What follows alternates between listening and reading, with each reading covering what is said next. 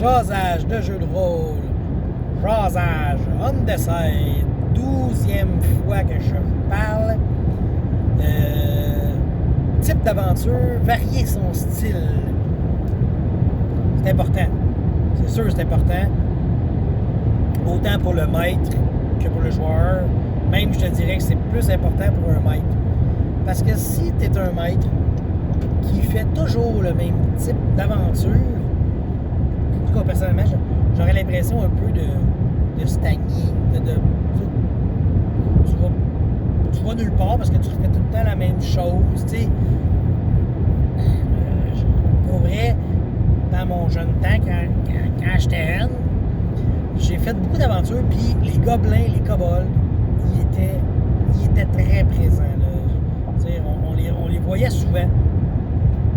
Je sais pas pourquoi, je les aimais, je me disais que c'est ça. Ah, les zombies, les morts vivants, je m'excuse, là. Les morts vivants, là, ça a été mon top de liste, calistement longtemps. J'avais toujours des aventures, il fallait toujours tuer des morts vivants, tout le temps. Puis, j'avais du fun, c'est le fun, parce qu'il n'y a rien de plus le fun que de tuer des morts vivants, parce que t'as aucun remords, là. Il n'y a pas une classe de personnages qui a des remords à tuer des morts vivants. Tu sais, que ce soit des guerriers, des prêtres, des paladins, des bardes, des monks, tout le monde aime ça, tuer des morts vivants. Même le nécromancien, il aime ça parce qu'il les tue et il les ramène pour lui. C'est ça, des morts vivants. J'ai fait ça souvent, longtemps. Puis, un moment donné, j'ai fait comme moi, faites le tour des morts vivants. T'sais. Je me souviens, j'avais pris le livre le Monster Manual, puis j'avais fait le tour. J'ai dit, je vais essayer de trouver d'autres choses. Un autre monstre, quelque chose qui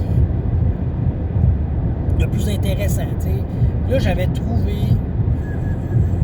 je me souviens plus du nom, ça commençait par K, là,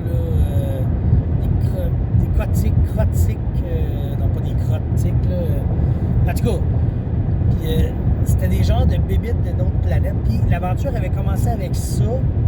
Puis déjà, là, les joueurs ont fait comme, ah, ça va être original, tu sais. Pourtant, j'ai pas fait grand-chose, j'ai juste varié la première bébite qu'ils rencontrent. Tu sais, puis surtout que, tu sais, quand tu joues avec les mêmes joueurs, quand ils font des morts vivants encore, tu sens le feeling, tu sais, des gobelins, des kobolds. Mais quand tu arrives avec d'autres sortes de bébites originales, juste ça, l'ambiance vient de switcher.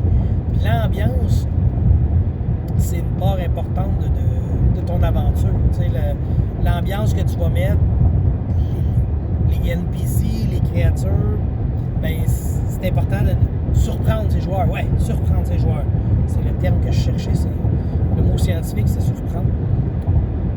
Puis, ben c'est ça. Là, on parle juste de, mettons, donjon. Changer de jeu complètement, ça va te faire automatiquement, quasiment, changer de type d'aventure aussi, de type de game. Tu sais, comme je dis, moi, j'ai joué beaucoup à Donjon Dragon. Bon, mettons, il va une échelle de temps. Quand j'étais jeune, je faisais beaucoup de Railroad. Puis là, une année, je voulais faire du sandbox. J'étais pas très bon pour le sandbox. Tu sais, j'avais pas trop compris. Puis un jour, j'ai vu la vidéo Damn Good D&D. J'en ai déjà parlé de cette vidéo-là. Il m'a fait comprendre c'était quoi le sandbox. Moi, j'ai shifté totalement mon style de jeu du Railroad au sandbox. Je m'en suis senti grandi, purifié. J'avais l'impression que j'avais été boire l'eau du dragon au sommet d'une montagne chinoise. Ça m'a vraiment fait du bien, tu sais. Puis ça, en changeant mon type de jeu. Puis là, tombe dans Vampire. Vampire aussi, c'est un autre type d'aventure. Là. Ça varie beaucoup parce que là, ça devient socio-politique, un peu de bataille, tu sais. Si je compare, mettons, mes chapitres de Vampire, Entertained by Night, tu sais, le premier, t'as des sabbats qui venaient faire chier. Après ça, t'as des... excusez. C'est des balis qui venaient faire chier avec un démon, tu sais. Puis après ça, du coup, tu sais, juste le shifting d'antagonistes va faire beaucoup sur le mood. Puis les joueurs, ils vont le sentir. T'sais, dès que tu as un vent de fraîcheur, ça se ressent autour de la table. T'sais, si des joueurs, tu perds leur attention, peut-être que c'est ça, tu tournes trop en rond, tu changes pas assez de registre de jeu, ben, à part si c'est des morts vivants, ça, là, tuer des morts vivants, ils vont jamais se tanner. Mais changer de style de jeu, puis tu sais, Saint-Hyacinthe by Night 1, 2, 3, mais là, mon 3 s'en vient, je vais essayer de changer un peu de registre en même temps. Je m'en vais chercher le 1 puis le 2, fait que tu sais, ça va être la continuité, mais en tout cas.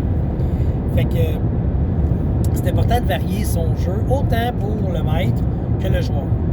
Pour le maître, ce que ça fait, ça t'allume, ça te réveille, puis j'en aurais besoin. Ça te fait faire justement, ça te fait te renouveler, du renouveau, du renais, tout ça, tu sais. Tandis que pour les joueurs, ben ça les surprend, ça les impressionne, ça leur fait le petit vent de fraîcheur comme je parlais. Il est important de renouveler. D'ailleurs, j'avais appelé un site web. Je me souviens plus trop c'était où, c'était quoi, c'était quand. Mais c'était genre 31 plot hook for your player. T'sais. Puis là, c'était toutes les manières d'attirer tes joueurs dans l'aventure. Puis il y avait genre. Comment dire, c'était des plot hooks standards, tu sais. Extraction. Aller chercher quelqu'un quelque part, tu sais. Juste, normalement, tu rentres, tu tues tout le monde, puis tu lootes, puis tu sais, porte-monstre trésor, c'est un style.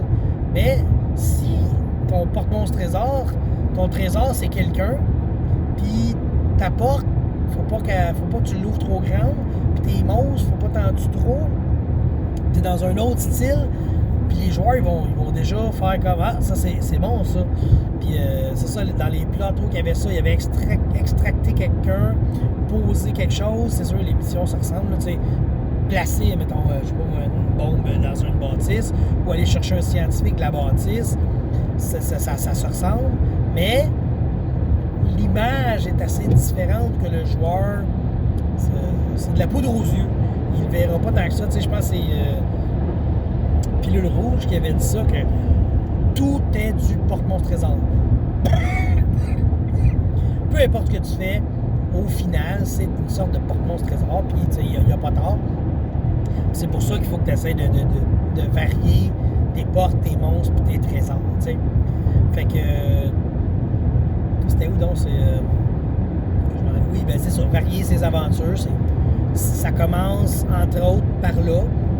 Puis, varier tes aventures, si toi t'es un maître qui peut-être varie moins tes aventures, là, ben écoute tes joueurs. Là, les joueurs, on se trompe pas. T'sais, comme je te dis, moi, c'est toujours le fun d'avoir des morts vivants. Ben, si tes joueurs, ils font comme ça serait cool de péter un dragon, tu sais. Ben là, tu commences à t'aligner, faire un dragon, subtilo presto, tu vas t'arranger pour qu'il croise un dragon puis qu'il en affronte un.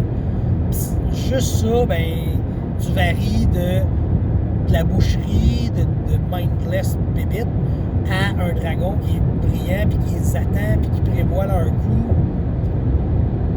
Ça me fait penser à quand j'ai runné Castle Ravenloft. Je l'ai runné, cette aventure-là, dans la 3e, dans la 4e édition. Je me souviens que Strahd, il était décrit, il était décrit comme, il va le savoir, il connaît les goûts des joueurs, parce qu'il y a des chauves-souris, puis des loups, puis des humains qui lui rapportent de l'information, tu sais. Puis j'ai fait, c'est hot ça, il est préparé là, aux joueurs, il va les faire, tu sais. Il va vraiment être difficile à vaincre. Puis ça, j'avais trouvé ça vraiment cool. Puis je me souviens quand j'ai vu ça, ça m'a comme donné un boost de DM, tu sais, ça m'a comme donné une corde de plus à mon arc pour varier mes affaires. Puis c'est là que j'ai réalisé que dans le fond, c'est plate quand que tu fais juste rotoculter du chaud, tu tapes dans des sacs de viande, là, tu sais, peu importe le sac, oui, tu peux le varier un peu, même si c'est de la viande morte-vivante ou de la viande d'orque. Mais quand tu arrives et que ta viande est intelligente, ben ça varie ton jeu de beaucoup. Pourtant, c'était pas grand-chose. Fait que, portez attention à ça. C'est important de varier juste une petite affaire. Tu sais, à la limite, comme j'ai dit, quand tu varies quelque chose, arrange-toi que les joueurs, tu leur fasses remarquer cette variation-là. Fait que dans toute leur tête de joueurs, ils vont faire « Wow, c'est nouveau! » Tu sais, puis, ouais, j'ai des joueurs vraiment, j'en ai des caves. Tu sais, « Wow, c'est nouveau! » Puis ils verront pas qu'il y en a que c'est pas du... que le reste de l'aventure n'est pas nécessairement nouveau, puis c'est encore du porte-monstre trésor, tu sais. Fait que, ouais, ça va ressembler à ça, cette chronique-là. La variation, même si tu varies pas beaucoup, tu peux faire l'illusion que ça varie beaucoup.